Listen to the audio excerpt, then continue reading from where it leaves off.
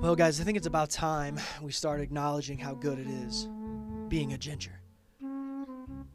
It's so good. Anybody who has had red hair their whole life, we know how good it is. It's so good. We get all the benefits of being a human, and people love us because we're different. No. All of these things are lies. People hate us. And I don't know why. But if I can say who I hate, it's simply a ginger who also fears clowns. It's like, if you never looked in the mirror, Pennywise, that's your doppelganger. What you doing? You're not... And it also makes me think that they possibly came up with the idea of a clown because some random guy was walking down the street and saw a ginger and was like, that's a fucking weird looking thing. I bet if I wore a polka dot suit, I could have all the children laughing. Even though that thing looks like a monster, I feel there's a way to make it funny. But there is this other group of gingers as well, and they're not really gingers, they're just redheads, and they have what I like to call them is bottled gingers, which is simply a way of saying they dye their hair redhead. They become redheads because they bleach their hair. They color their hair, okay? And they get all the benefits of being a redhead, but they don't have to deal with freckles, sunburns, and they can win a game of hide and seek. Because if I can be honest with myself, I don't think I've ever won a game of hide and seek day or night. Because you can see me. Hard to hide when you glow. But speaking of gingers, it's hard for me to say, oh, there's a famous ginger over here. Let's befriend him. Because is there a ginger Illuminati? Is Ron Howard the leader? Are we all going to meetings once a year so we can decide how long we're allowed to be outside? And right now we're dealing with the coronavirus. We can't go outside. You know the people that are fondest of this? Gingers. Why? No sun. We voluntarily get to stay inside because there's no sun. We don't want the sun to touch us anyways. Have you ever had a sunburn? Have you ever looked like a human lobster? No? Then don't come at me, bro. Okay? But one of the more famous gingers is Louis C.K.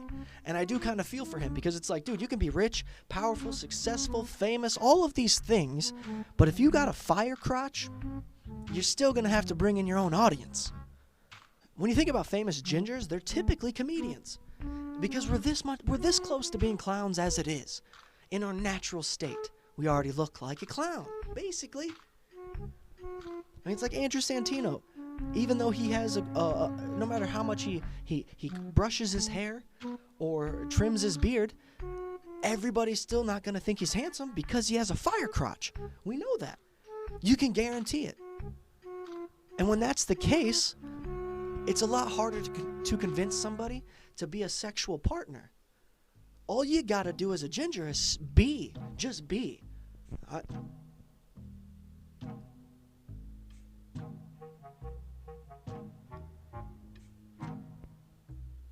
See, I'm just being a ginger, and people aren't fond of it, okay? I'm doing nothing, but you still don't like it. It's almost as if they expect us to do a trick. Hey, man, you got a flower that squirts water here? No? Now, speaking of weird people, furries, what are you doing? What are you doing? Because if we can be honest, all of the furries we've ever seen on television, in movies, whatever the case may be, it's like you don't have to put on that dog costume for us to know that you're of the canine species, madam. You look like a dog already. You got the chin whiskers, okay? Even if I saw you in the grocery store, I would still assume she probably dresses up like a dog. She might pee in her backyard. Hey, Ann, why is all the grass dead in the back patio? Well, we know why. We know why, because you're dressing up like a dog. Because you're apparently so hideous as a human, you think that there's a benefit to you putting on a tail and ears. But like I said, you're already a dog. No need for the costume. We get it. But speaking of dogs, I actually had to hire a translator recently for my dog because I didn't understand a word he was saying. He'd say bark. I'd take him to the woods. He'd say woof. So I'd take him to the roof. He'd say ruff. So I'd pull harder on his ears while I was fucking him. And now that we got this translator, he just wants to stop going to the roof. He's afraid of heights. So I know this joke is a little old in the sense of this person's been long gone, but Subway, right? When it comes to Subway, it was so weird how they were trying to push that guy on us because he lost all that weight from eating only Subway. But have you met anyone else that just ate Subway and had the same results? Is there anyone that even tried? Because if we can be honest, I don't think Jared Fogle was really into footlongs like we think. And speaking of being in shape, the UFC is a big deal. A lot of people love mixed martial arts, and I get it. But I feel like it's too late in life for me to start training MMA. But I do want people to fear me as I walk down the street. So I want to get that cauliflower ear thing. But instead of training, I just simply started rubbing my ear on my carpet every day for about 2 hours. It's going to start swelling up real nice here, and I'll never have to train, but everyone will assume that I do. Now, could you imagine a giant fat man with cauliflower ear? Would he eat it? Is that how it started with try to bite your ear? Right? That was the thing when I was in school. Hey, man, try to bite your ear.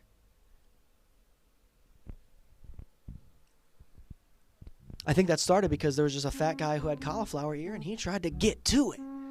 Hey, if there's one thing a fat man will never have, it's cauliflower ear. A fat man will have crunch bar. Hey, what does a UFC veteran with cauliflower ear get after he's done fighting? Crunch bar ear. Elephant ear. I don't know. There's something there. I'll find it one day. And speaking of the UFC, a lot of these guys have nicknames. And I like a good nickname. But here's the deal. I hate when somebody comes up to me and he's like, oh, my name's Chester Duckworth, but call me Dale. You're like, first of all, I'm going to call you Charles, Chester, or Chuck before I ever call you Dale. How'd you get to Dale anyways? From Chester Duckworth. How'd you get to Dale? And how is that better? How's that better? Like, I get when there's like a fat guy who calls himself Tiny. Fine. But if your name's Chester and you choose a nickname or you get a nickname, it should be relevant to the name you already got. It shouldn't be such a stretch where I have to be like, is this two people? Where's Dale? Where's Chester, Chuck, and Charles? So many questions. But recently my friend, actually it was like last year, my buddy told me that he got a car. And he already had a car, which is fine. People should have cars. Wheels are good. Get you places faster. But when he told me he got this car, I thought, hey man, he just went out and bought a car. Fine. Because it wasn't a nice car. Wasn't nice at all. Honestly, looked like a dune buggy. It looked like somebody stripped the entire body off of a Dodge Neon and drove it through the desert. That's what it looked like. That's what it looked like. So when I see the car and he tells me how he got the car and what he got it for, I'm thinking, well, he's in a lot of trouble. Because he told me the car works. It drives. And if you see the car, the first thing you think is, who got the better end of the deal? The guys who got the car or the guys who got a case of beer for their car? Because if I was driving around, I don't know, a murder vehicle, and I needed to get rid of it somehow, put it on somebody else, you think I'm going to trade it for anything less than a case of beer? You're basically giving it away. Hey, man, free car. And the guy comes and checks it out. Oh, man, it's a huge piece of shit car. What's with all the blood stains inside? Is that blood? Like, it's a fucking murder car. And when it comes to hiding evidence, that's the best way. And give it to a bunch of dummies. Hey, here's a car that we killed a bunch of people in, and you gave me a 36 case of Milwaukee's best. Enjoy the ride, gentlemen. Enjoy the ride. It's like 5 years from now, they're gonna have a forensic team in their garage. Like, here's the kill car. Here's the kill vehicle.